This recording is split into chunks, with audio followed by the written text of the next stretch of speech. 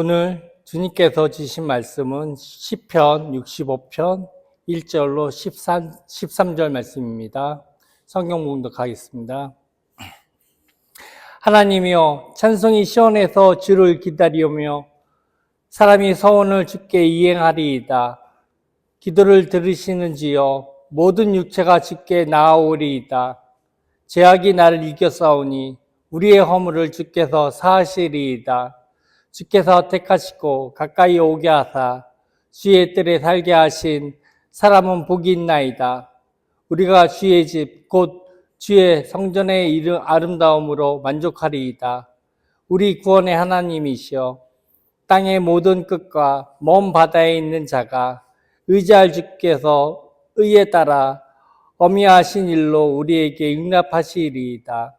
주는 주의 힘으로 산을 세우시고 권능으로 띠를 띠시며 바다의 설렘과 물결의 흔들림과 만민의 소유까지 진정하시나이다. 땅끝에 사는 자가 주의 징조를 두려워하나이다. 주께서 아침이 되는 것과 저녁 되는 것을 즐거워하게 하시며 땅을 돌보사 물을 대어 심히 윤택하게 하시며 하나님의 강에 물이 가득하게 하시고 이같이 땅을 예비하신 후에 그들에게 곡식을 주시나이다. 주께서 밭고랑에 물을 넉넉히 대사 그 이랑을 평평하게 하시며 또 담비로 부드럽게 하시고 그 싹에 복을 주시나이다. 주의 은택으로 한 해를 관시우시니 주의 길에는 기름 방울이 떨어지며 들의 초장에도 떨어지니 작은 산이나 기쁨으로 띠를 띄었나이다. 초장은 양떼로 옷 입었고 골짜기에는 곡식으로 덮였으며 그들이 다 즐거이 외치고 또 노래하나이다. 아멘. 우리가 매년마다 추수 감사 예배를 드립니다. 이 추수 감사 예배는 미국에 이렇게 메이플라워를 타고 미국에 갔던 사람들이 102명이 그 보스턴 그 지역 근처에서 이렇게 상륙하게 됩니다. 그 배로 오랜 그 영국에서 배를 타고 거기 가는 동안에 많은 어려움이 있었죠. 배에서도 죽은 분들이 계시고 또 미국 보스턴 지역에 이제 상륙했을 때에 많은 그런 질병이나 어려움으로 인해 가지고 102명 중에 거의 반절 이상이 이렇게 죽게 됩니다. 그 천박한 땅에 가서 이렇게 농사를 짓게 되죠. 농사를 짓게 되는데 그 지역에 이제 인디안들이 같이 살았는데 농사를 짓고 그 수확을 하게 되죠. 이제 수확을 하게 되니까 너무 기쁜 거예요. 먼 땅에 와서 많은 사람들이 여러 가지 질병이나 어려움으로 죽게 되고 남은 이민 간 그 사람들이 이제 한 해 동안 지은 그 수수한 열매가 너무 감사하니까 그 지역에 있는 인디언들을 이제 초청해서 같이 예배를 드리고 그 예배를 드리면서 크게 은혜를 기쁨을 나누는 게 바로 추수감사 예배의 시작이었습니다. 미국에 있는 지역마다 이제 추수감사 예배를 드리는 이런 이제 미국 내에 이민 온 자들이 그런 이게 감사 예배를 드리게 되었고요. 그 감사 예배를 드릴 때 이제 온 가족이 우리 추석 때처럼 다 이제 가정에 모여서 같이 예배를 드리고 같이 여러 가지 이제 음식을 이렇게 나누고 특히 이제 터키를 나눠서 같이 이렇게 먹는 그러한 이제 좋은 감사 예배의 그 축제가 된 거죠. 우리 추석날과 같은 그런 날이 추석 감사 예배의 날입니다. 곳곳에 흩어진 가족들이 자녀들이 찾아오는 날, 가족이 함께 모이는 날, 가족이 함께 하나님께 감사 예배를 드리고 함께 즐기면서 음식을 같이 나눠 드리는 날이 바로 추수감사 예배의 날입니다. 링컨 대통령 때에 이제 미국 전 지역이 11월 넷째 주 목요일 날을 추수감사 예배로 날로 정해가지고 국정일처럼 이렇게 전하게 됐습니다. 지금까지 그래서 미국은 11월 넷째 주 목요일 날을 추수감사절로 예배를 드리는 날이 되었습니다. 이 날은 우리 예수 믿고 이렇게 구원받은 하나님의 백성들이 이제 교회에서 예배 드리고 같이 칠면조를 같이 먹고 그런 또 교회에서 좋은 많은 또 행사들을 하게 됩니다. 제가 미국 집회를 갈 때 이제 가끔 추수감사 예배 때에 가서 이제 말씀을 전하고 같이 은혜를 나누고 같이 잔치를 교회 잔치로 드려지는 것을 그렇게 많이 이렇게 봤습니다. 우리 교회에서는 한국 교회에서는 11월 셋째 주 주일 날을 추수감사 예배로 드리게 됐죠. 이제 우리는 뭐 작은 농사를 짓죠. 우리가 이제 감자 농사도 짓고 옥수수도 짓고 또 뭐 이번에는 또 고구마 또 멕시코 감자 이런 농사를 짓고 이제 우리도 그런 농사를 짓는 하나님의 은혜로 또 추수의 감사의 은혜도 우리가 이제 조금씩 우리가 보고 있지만은 이 추수감사 예배가 우리에게 크게 지금은 다가오지를 않죠. 왜냐하면 지금은 이제 농촌에서 이렇게 농사를 짓는 분들은 많이 적어졌고 거의 이제 다른 직업을 가지고 살기 때문에 농사진 걸 갖다 놓고 추수감사 예배 드리는 것은 조금 우리 지금은 좀 여러 가지 이제 추수감사에 대한 그런 것을 크게 느끼지 않는 경우가 많이 있습니다. 그런데 중요한 것은 뭐냐? 하나님이 한 해 동안에 나에게 주신 은혜, 나에게 주신 사랑, 나에게선 또 주신 축복들을 우리가 돌아보면서 하나님 주신 은혜 가운데서 한 해를 감사함으로 보낼 수 있는 것을 다시 한번 돌아보고 더 우리가 이제 감사 생활, 우리 모든 게 지금까지 하나님의 은혜로 구원받았고 하나님의 은혜로 이렇게 또 사랑받았고 하나님의 은혜로 우리 한 해 동안에 이런 일 저런 일 많은 일이 있었지만 감사할 수밖에 없다. 하나님께 감사할 수밖에 없다. 그래서 오늘 시편 65편을 우리가 가지고 말씀을 나누게 될 텐데요. 그 시편 65편은 1절에서 5절은 내가 하나님께 구원받은 은혜, 제사함받은 은혜, 특별히 하나님의 전에 궁전에 우리가 그 처소에 같이 거할 수 있는 은혜, 우리가 교회에 하나님 교회에 와서 예배드릴 수 있는 은혜가 큰 은혜죠. 그래서 우리는 정말 나를 구원해 주신 하나님, 나를 정말 하나님의 아들로 백성으로 특별히 예수 십자가에 흘린 피로 제시점 받고 구원받은 우리 그 은혜가 너무 큰 은혜죠. 감사할 수밖에 없는 은혜인데 또 우리가 교회에서 같이 이렇게 공동체 생활을 하고 우리 하나님을 모시고 사는 그런 인생을 살게 된 것이 큰 은혜요, 감사죠. 그게 1절에서 5절 말씀이었습니다. 그 다음에 6절에서 8절 말씀을 보면은 우리가 아침에 해가 뜨고 눈을 떠보면 우리 앞에 많은 산들이 있고 또 우리 바다가 있고 또 우리 하나님 창조하신 모든 것들을 보면 이게 다 하나님의 은혜로 감사함이 있다는 거예요. 하나님 이 모든 것을 우리한테 창조해서 주시는 은혜 너무 감사한 거죠. 그래서 우리 창조주 하나님께 감사가 있는 은혜. 눈을 떠보니까 해가 돋아오고 해가 뜨고 또 우리 앞에 산이 있고 우리 앞에 또 바다가 있고 이 모든 것이 하나님의 은혜다.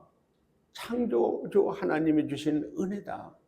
그래서 우리가 이게 볼 수 있고 또 하나님 주신 여러 가지 것들을 받을 수 있는 은혜가 우리 하나님의 은혜요. 감사할 수 있는 은혜죠.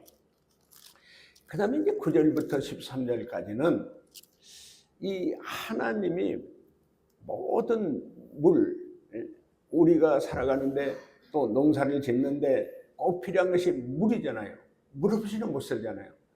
그냥 큰 물 같은 물들을 하나님이 다 준비하셨다. 농사 지을 때도 밭고랑이나 또 강물이나 또 냇물이나 모든 물을 준비해 주셔서 우리에게 주신 거예요. 그리고 이제 우리가 농사를 지을 때 필요한 물도 주시고요, 밭도 주시고요, 우리 뭐든 씨도 주시고요, 모든 게 하나님 주신 거더라. 그게 다 하나님 주신 은혜로 감사다. 그건 우리 이제 그 이스라엘 백성들에게 그 가나안 땅은요, 아주 비만 오면은 비가 와서 그냥 땅으로 물이 다 빠져버리는 거예요.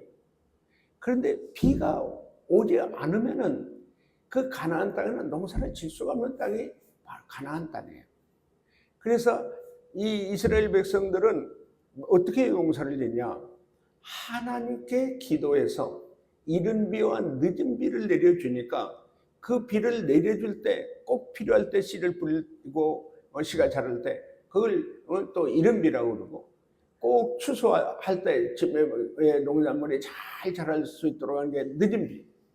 이른 비와 늦은 비가 하나님께서 비를 내려주지 않으면은 농사를 질 수가 없는 거예요.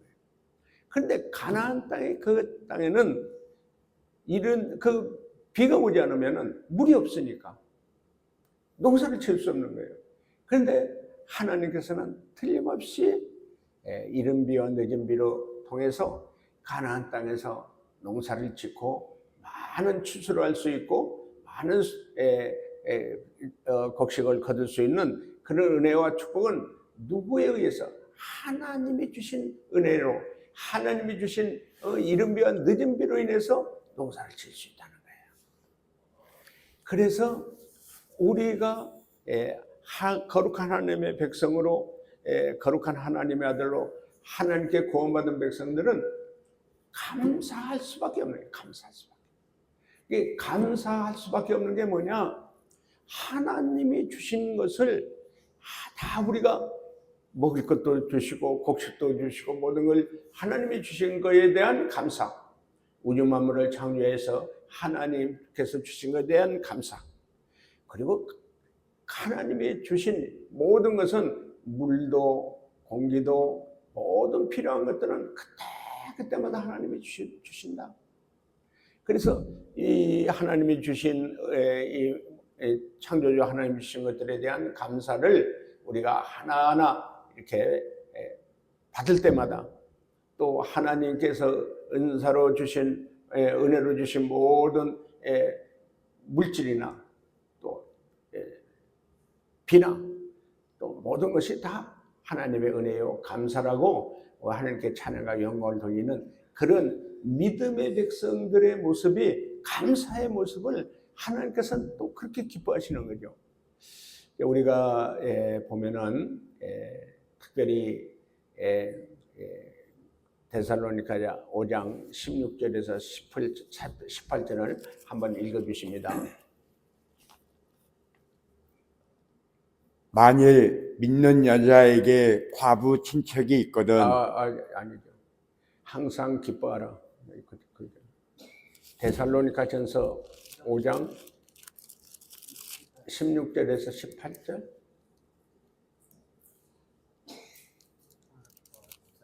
디모데전서잖아요. 데살로니가전서.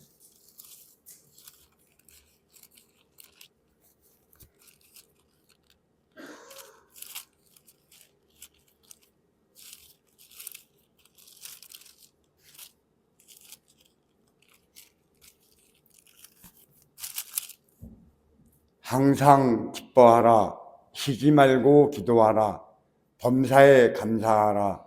이것이 그리스도 예수 안에서 너희를 향하신 하나님의 뜻이니라. 아멘. 자, 우리가 하나님의 아들 하나님의 백성으로 믿음으로 살 때에 하나님께서 항상 기뻐해라. 항상 기뻐하라. 쉬지 말고 기도하라. 범사에 감사하라. 왜? 하나님이 우리를 구원해 주셨고 하나님이 주신 은혜가 우리가 감사할 수밖에 없죠. 그래서 우리 사람들은 크게 이제 세 종류의 사람들로 구분을 하는데, 뭐 하는 사람? 항상 불평하는 사람이에요. 항상 원망하는 사람이에요. 어떤 은혜를 받고도 아주 악하게 뭐 욕하고 뭐 원망하고 비방하고 비난하는 사람이 있어요. 그런가 하면은 이제 좀 주실 때 또 좋은 것을 받을 때는 감사하는데 조금 또 안 좋은 일이 있으면 또 불평하고 원망하는 사람이 있어요. 세 번째는 뭐냐? 자, 감사할 일이 아닌 것 같은데, 감사할 일이 아닌 거 사람들은 그렇게 생각하고 있는데 그럼에도 불구하고 감사하는 사람이 있어요. 결국 우리가 하나하나 이 세상 살아가면서 우리가 하나님의 인도하심이 우리 생각에는 정말 왜 이렇게 하실까? 왜 나를 하나님께서 이렇게 어려움을 주실까? 왜 나에게는 이러한 환난이 오고 시련이 오고 고난이 올까? 그렇게 생각을 했음에도 불구하고 범사에 감사라는 하나님의 말씀을 따라 감사하고 사는 사람. 많은 사람들이 이런 일들을 얘기하고 있어요. 누구? 믿는 사람들. 믿는 사람들은 우리가 인간적으로 봐서는 참 어려운데, 또 문제가 있는데, 정말 어려운 문제가 있는데 그럼에도 불구하고 감사하는 사람. 그럼에도 불구하고. 그런데 범사에 감사하는 사람은 그럼에도 불구하고 감사했는데, 우리 요셉이 그랬잖아요. 형들한테 노예로 팔려갔잖아요. 노예로 팔려갔던 요셉은요, 노예 생활을 하면서도요, 어떻게 생활했냐? 자기를 파는 형들을 막 욕하고 뭐 원망하고 너무 괴롭다고 뭐 그렇게 산 게 아니고요. 요셉은 항상 하나님께 함께 하시고 하나님께 기도하고 하나님께 정말 감사하는 생활을 했어요. 그래서 창세기 39장 2절 3절을 보면은 요셉은 하나님과 함께 하심으로 형통한 자가 되었다. 형통한 자. 네, 하나님께 감사하고 믿음으로 사는 사람들은 모든 삶이 형통하게 되더라. 노예가, 한 번 노예는 죽을 때까지 노예거든요. 이미 인생 끝났다고 해요. 인생 끝났다. 그런데 요셉은 하나님을 믿는 믿음으로 하나님께 기도하면서 하나님의 뜻대로 말씀대로 항상 감사하며 살았더니 형통한 자가 되더라. 형통한 자가 되더라. 그래서 그걸 보디발이 그 주인 보디발이 보니까 그 요셉은 하나님께 기도하면서 하나님을 믿고 이렇게 노예 생활을 하는데 하나님이 요셉을 축복하는 걸 봤어요. 형통하게 하는 것을 봤어요. 그래서 요셉을 그 보디발의 집에 가정총무로 세웠죠. 가정총무로 세워가지고 요셉이 하나님과 함께함으로 하나님께 기도하고 믿음으로 살게 되니까 보디발의 집에 모든 가축이나 밭이나 모든 보디발의 집이 형통하게 되는 그런 하나님의 축복을 받은 요셉과 함께하니까 본인도 형통하게 될 뿐만 아니라 보디발의 집이 형통하게 되는 걸 봤어요. 보디발의 아내가 요셉에게 이렇게 눈짓을 하고 같이 동침하기를 그렇게 요셉을 속된 말로 꼬드겼지만은 요셉은 딱 하나님 앞에 나는 하나님 앞에 피할 수 없다. 나는 하나님을 믿는 사람이기 때문에 절대 하나님 앞에 나는 죄를 지을 수 없다고 딱 거절했죠. 그러니까 보디발의 아내가 요셉에게 누명을 씌워가지고 감옥에 들어가게 돼요. 감옥에 들어갔던 요셉은 어떻게 됐냐? 하나님께 감옥에서도 함께함으로 하나님께 기도하면서 감옥 생활을 하면서도 어떻게 됐어요? 형통한 자가 됐어요. 자, 우리가 생각할 때요. 아니, 노예로 팔려간 사람이 무슨 형통하냐? 무슨 복받은 자냐? 누명을 씌워서 감옥에 갇히게 되는데 뭐가 복받고 뭐가 형통한 자냐? 인간적으로 봐서는 오히려 노예로 팔려간 요셉은 불행한 자죠. 어떻게 보면 저주받은 사람 같아. 또 감옥에 들어가서 거기 감옥까지 들어갔으니까 얼마나 저주받은 사람 같고 불행한 사람 같아요. 그런데 하나님께서는 뭐라고 하냐? 하나님께 함께한 요셉은 노예가 됐어도 형통한 자가 되었고 감옥에 가서도 형통한 자가 되었고 그래서 결국 감옥에서 꿈을 해석해 주는 그 일로 인해 가지고 바로 왕의 꿈을 해석해 주고 어떻게 됐어요? 애굽의 국무총리가 됐어요. 애굽의 국무총리가 돼 가지고 어떻게 했어요? 많은 굶어 죽는 사람들을 살리는 일에 하나님께 생명을 살리는 귀한 일에 쓰임 받게 되죠. 그래서 중요한 건 뭐냐? 지금은 저주받은 것 같고 불행한 것 같지만 하나님을 믿는 사람, 하나님을 믿고 기도하는 사람, 하나님께 함께하는 사람은 환경적으로 어떠한 환경을 가지고 어떠한 어려움이 있어도 노예도 형통한 자가 되는 거고요. 감옥에 가서도 형통한 자가 되더라. 할렐루야. 아멘. 할렐루야. 아멘. 그래서 중요한 게 뭐예요? 하나님과 함께하는 자는 형통한 자가 된다. 우리 시편의 65편 1절에서 5절이 그거거든요. 하나님 전에, 하나님 궁전에 함께하는 자는 복이 있다 이거예요. 그래서 그 하나님 전에 있는 자가 감사가 있는 거예요. 왜? 하나님께서 형통하게 하시고 하나님께서 사랑해 주시고 축복해 주니까 형통한 자가 돼요. 그 요셉은 결국 어떻게 돼요? 국무총리가 되어서 가나안 땅에 있는 가족들을 양식을 줘서 먹여 살리게 돼요. 그러면서 그 형들이 노예로 판 형들이 양식을 구하러 요셉을 찾아왔을 때 요셉이 그 형들 앞에서 말합니다. 형님들이 나를 노예로 판 것에 대해서 한탄하지 마소서. 탄식하지 마소서. 근심하지 마소서. 내가 형님들이 나를 노예로 판 것으로 생각했는데 그게 아니고 하나님께서 우리 가족들을 생명을 구하려고 이 기근이 돼서 다 굶어 죽게 되는데 우리 가족 여러분 형님들을 굶어 죽지 않도록 하기 위해서 하나님이 형님들을 통해서 나를 애굽 땅으로 보내주신 겁니다. 그러니까 요셉은 뭘 알았어요? 하나님이 요셉을 노예로 팔았지만 감옥에도 들어갔지만 형통하게 해준 것은 뭐예요? 그 국무총리로 애굽의 국무총리가 되어서 가족들의 생명을 구원하는 일에 굶어 죽을 가족들을 살리는 일에 하나님의 계획의 뜻에 의해서 그렇게 된 겁니다. 그러니까 우리 요셉은 뭐예요?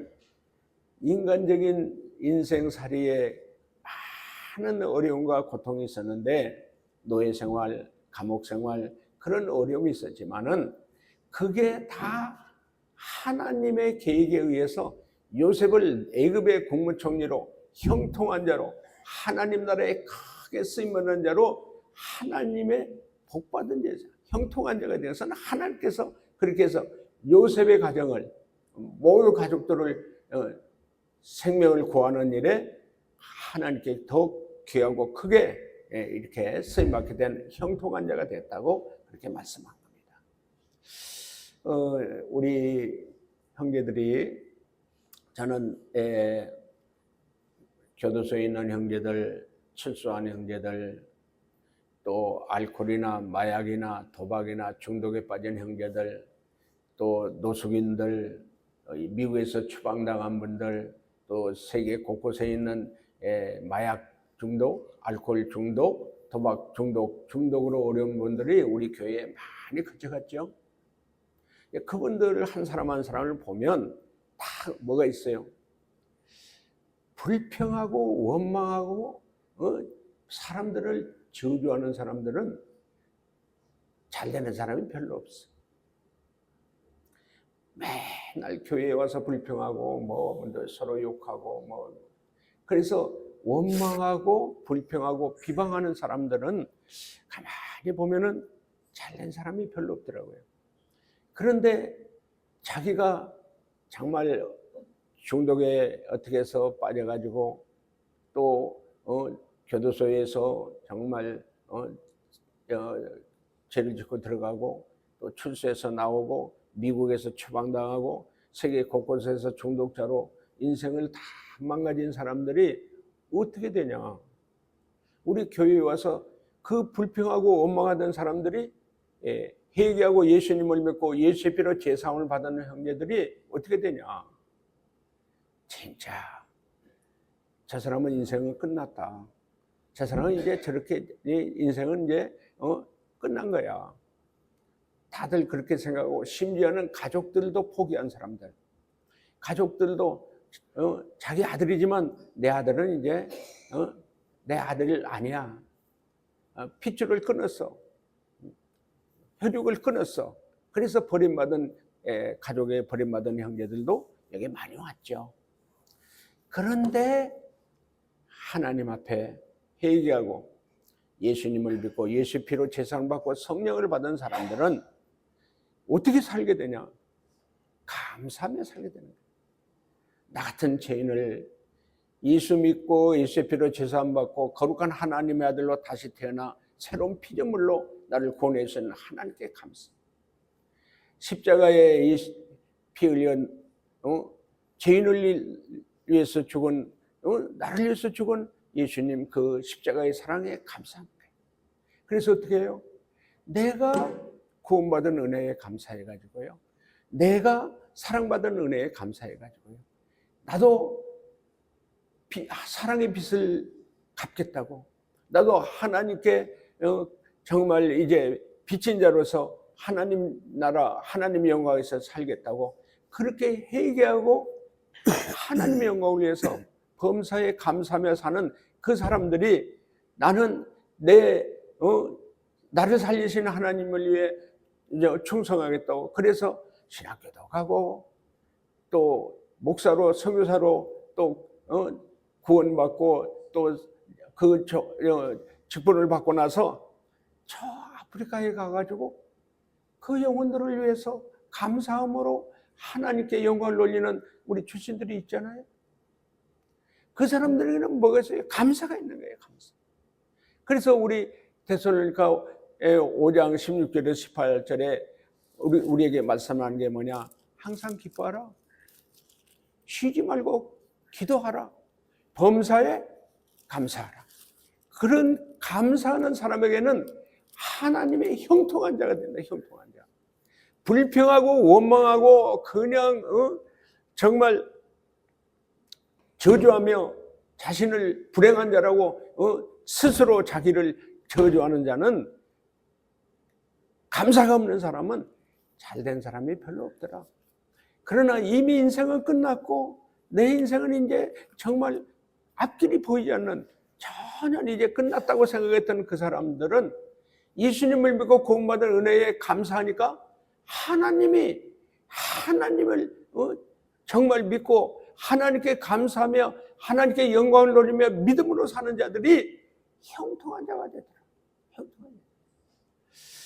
우리 이제 누가복음 17장 11절부터 19절에 보면 나병 환자 10명이 있었는데 그 나병 환자 10명이 바로 지나가는 예수님 앞에 가가지고 불쌍히 여겨달라고 우리 좀 치유해달라고 간절히 기도를 했을 때 예수님이 10명의 나병 환자들을 다 고쳐줬어요.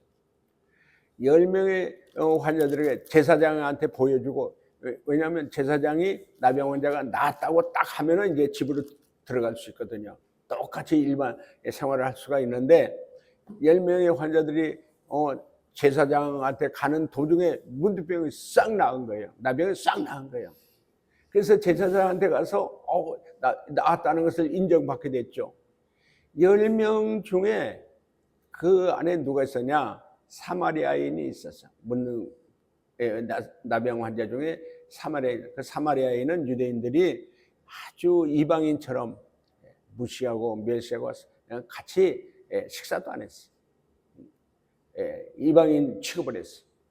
그런데 10명의 나병 환자 중에 딱 한 명, 그 사마리아인, 유대인들로부터 정말 많이 멸시받는 그 사마리아인이 예수님 앞에 와가지고 엎드려서 감사했어요. 나를 나병을 치유해 주신 예수님 감사합니다고 감사를 했어요. 그때 예수님이 뭐라고 하냐? 왜 9명은 어디 갔냐?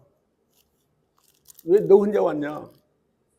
9명은 어디 갔냐? 10명의 나병 환자가 다 나왔는데 9명은 나병원에서 치유를 받았음에도 불구하고 예수님한테 감사로 오지 않았어. 그런데 몸은 나병에서 치유받았지만은 죄는 사함받지 못했어요. 그 사마리아인 그 나병 환자는 문둥병의 몸도 치유받았을 뿐만 아니라 예수님이 뭐라고 하냐? 내 믿음이 너를 구원하였느니라. 죄에서 구원받게 되는 거예요. 죄에서 구원받게 되고 나병도 치유받게 되고 딱 그 구원받고 치유받았는데 9명의 나병 환자는 뭐예요? 몸은 나병에서 치유받았지만 죄에서 구원받지는 못했어요. 자, 우리가 감사하는 사람의 아주 좋은 그것을 예수님이 우리에게 가르쳐 준 거예요. 감사하지 못한 사람은 가장 중요한 죄에서 구원받지 못한 거예요. 죄에서 구원받지 못하고 나병 환자로 살다가 죽으면 어떻게 돼요? 죄에서 구원받지 못하게 되면 그 죄 때문에 지옥으로 가죠. 그 사람은 유대인들이에요. 유대인들은 택한 백성이라고 율법을 잘 지키고 정말 사람들로부터 인정받는 그 유대인들인데 그 유대인들은 감사하지 못했기 때문에 감사하지 않았기 때문에 예수님한테 감사로 찾아와서 감사를 하다고 표하지 않았기 때문에 죄는 사함받지 못하고 구원받지 못했어요. 그러나 사마리아인 나병 환자는 자기 문둥병, 나병을 고쳐준 예수님께 너무너무 감사해서 예수님 앞에 와서 엎드려서 감사했어요. 예수님은 나머지 9명은 어디 갔느냐? 9명은 어디 갔냐? 왜 너 혼자 왔냐? 그래서 감사는 그 사마리아인 나병 환자에게 네 믿음이 너를 구원하였느니라. 할렐루야. 아멘. 할렐루야. 아멘. 여러분은 예수님께 하나님께 어떻게 감사하고 있습니까? 감사할 조건이 있을 때만 감사합니까? 아니면 내게 어려움이 있고 내게 문제가 있고 내게 환난이 있고 내게 시련이 오면 감사가 아니라 불평하고 있습니까? 원망하고 있습니까? 나는 여러분들의 생활을 이렇게 볼 때마다 아쉬울 때가 너무 많아요. 마음이 아플 때가 너무 많아요. 믿음이 있을 때는 막 잘 찬양도 하고 예배도 잘 드리고 그러는데 조금 무슨 좋지 않은 일이 있다든지 기분 나쁜 일이 있다든지 또 이런 일 저런 일 때문에 예배도 빠지고, 그러다 또 어느 때 보면 술도 마시고, 또 어느 때 보면은 그냥 저 사람이 믿는 사람인가? 저 사람이 진짜 예수 믿는 건가? 내가 그런 생각을 할 때가 많이 있어요. 왜 무슨 문제 있으면 기분 나쁘다고 화난다고 그 부끄러운 모습들이 있으니까 왜 감사가 없냐? 왜 감사가 없냐? 여러분 자신을 잘 보세요. 여러분 감사하고 있습니까? 하나님께 감사합니까? 우리 시편 우리 65편을 쭉 보면은 구원받은 데에 감사했고요. 정말 하나님이 이 우주 만물을 창조해 주셔서 그 창조주 하나님이 주신 은혜에 감사하고 있고요. 모든 게 감사해요. 내가 살아가는데 모든 것을 하나님은 예비해 주셨고요. 강물을 다 내려주시고 비를 내려주시고 필요한 걸 다 하나님이 우리에게 보내주셨는데, 마찬가지로 우리 지금 믿음 생활을 하는데 여러분 부자가 되어서 그게 감사인가요? 부자가 아니더라도 정말 앞을 못 보는 이런 병신이 됐어도 하나님이 주신 은혜가 너무 크잖아요. 우리 여러분 여기 생활하면서 여러분 항상 느낄 때가 많이 있잖아요. 우리가 뭘 해서 지금 먹고 살아요? 우리가 때때로 필요한 대로 하나님께서 이 사람 저 사람을 통해서 우리에게 하나님이 주시잖아요. 이번 시카고 장로성가단 60명이 우리 교회에 와서 5박 6일 동안 여기 같이 생활했잖아요. 그분들이 생활하는 모습, 그분들 중에는 대단한 분들도 있죠. 그런데 우리 따뜻한 물이 안 나와도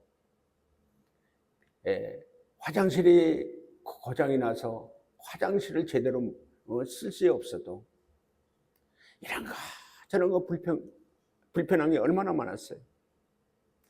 그럼에도 불구하고 감사합니다. 감사합니다.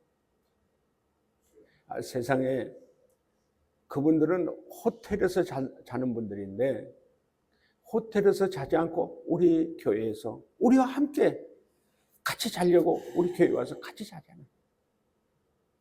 같이 자면서 그 불편하고 얼마나 힘들어요. 미국에서 40년, 50년 살던 분들인데 침대가 없이 그냥 매트리스에 거기서 자면서도 감사합니다. 감사합니다. 그거는 장로님들 매일 샤워하시는 분들이잖아요. 따뜻한 물이 안 나와도 괜찮습니다. 감사합니다. 그러면서 인류 호텔비를 계산해서 호텔비를 우리한테 주고 식사비를 계산해서 우리한테 주고 또 헌금도 하시고 그러면서 감사하다고. 그러니까 여러분 중요한 게 뭐냐, 감사하는 분들은 하나님이 복을 내려주신다. 범사에 감사라고 그러죠. 범사에. 좋을 때만 감사하지 말고 어려울 때나 문제가 있을 때도 감사해라. 그러면 하나님께서 복을 주신다. 형통하게 해주신다. 자, 오늘부터 우리 마음을 싹 예수님의 은혜와 사랑으로 가득가득 채워서 하나님께 감사하며 범사에 감사하며 형통한 자의 복을 받는 주의 백성들이 다 우리 형제들이 복을 받는 형제들이 될 수 있는 우리 모두가 되기를 예수님의 이름으로 축원합니다. 아멘. 할렐루야. 아멘. 할렐루야. 아멘. 찬양합니다.